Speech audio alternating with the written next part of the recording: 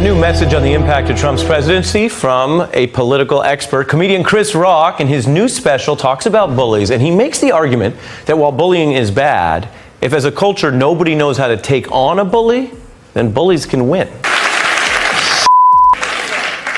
The cast of The Apprentice is running the world. Trump, the daughter, Omarosa. We need bullies. That's how Trump became president. That's exactly what happened. We got rid of bullies, a real bully showed up, and nobody knew how to handle it. Trump threw his phone across the room when he saw Chris Rock's JD Vance roast going viral. Multiple sources claim he was screaming, "Nobody roasts my people except me." That his popularity came partly from, quote, early opposition to the Iraq War and public disenchantment with the Bush era. They run the world, man. Yo, man, this crazy. For Democrats depressed about Trump, Rock also has a theory. He's building on something the New York Times observed right when Obama was first inaugurated. So here's the crazy thing. It might just work out. Trump might work out. Yeah, I said it. Trump might work out. I mean, think about it this way. We're breaking down the most savage jokes from Rock's comedy Annihilation and showing you exactly how Trump reacted behind closed doors. The relationship between these two might never be the same after what Rock revealed. Before we move on, I'd like to ask you a small favor. If you appreciate this content, please take a second to like this video and subscribe to the channel. Over 98% of you watch the videos without subscribing. It costs you nothing, but it makes a huge difference to us. So, did you click the subscribe button? Great. Thank you so much. Now, back to the video. Chris Rock took a wrecking ball to JD Vance's carefully constructed image with a brutal comedy set that did way more than just get some laughs. Rock went for the jugular, systematically dismantling the whole "I understand the working class" persona that Vance has been selling to voters. He pointed out the massive gap between Vance's humble beginnings and his current lifestyle. That hit home because it perfectly captured the phoniness of Vance's current persona. I think people overlook George Bush's contributions to black history.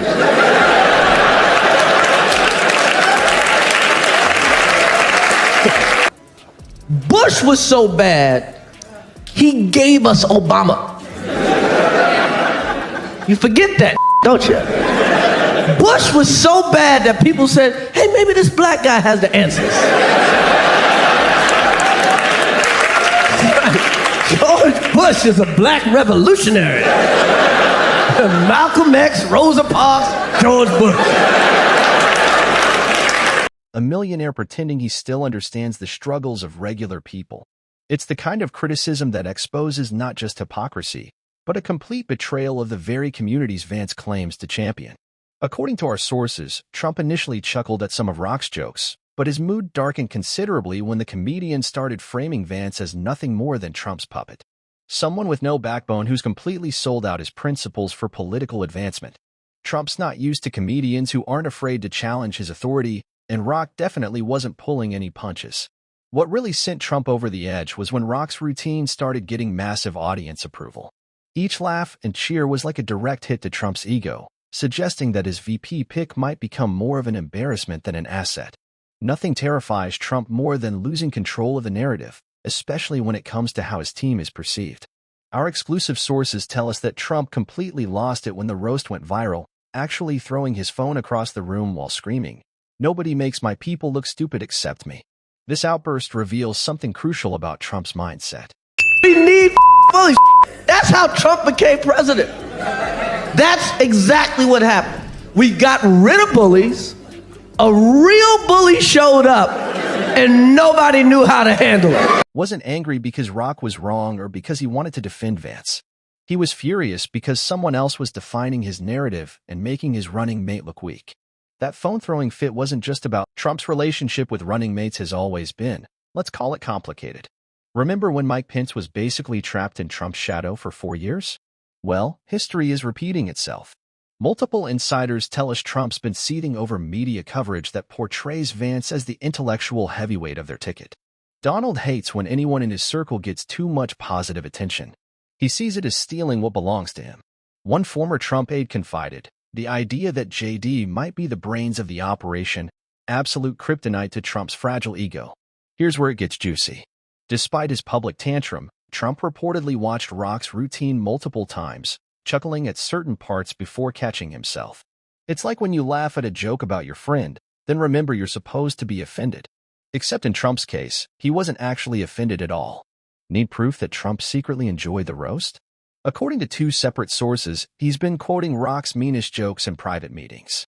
Imagine being Vance, trying to contribute during strategy sessions, only to have your boss throw Rock's insults back at you. Talk about a toxic workplace. The relationship has reportedly deteriorated further, with Trump now introducing his running mate at campaign events with backhanded compliments that echo Rock's criticisms. Every time Vance gets too much attention or speaks up with ideas of his own, Trump apparently drops one of Rock's singers to put him back in his place. It's political hazing at its finest. So what's the moral of this Trump-Vance-Rock triangle of drama? When comedians like Chris Rock step up to the political mic, they're not just telling jokes. They're yanking off the masks these politicians wear. Rock didn't just make us laugh. He performed a public service by exposing the political theater happening right before our eyes. The beauty of comedy is that it strips away the fancy suits and rehearsed speeches. When Rock pointed out the contradictions in Vance's carefully crafted image, he revealed how politics often works. As performance art with very sensitive performers who can't handle when someone changes their script. Truth wrapped in humor hits differently. That's why it stings so much.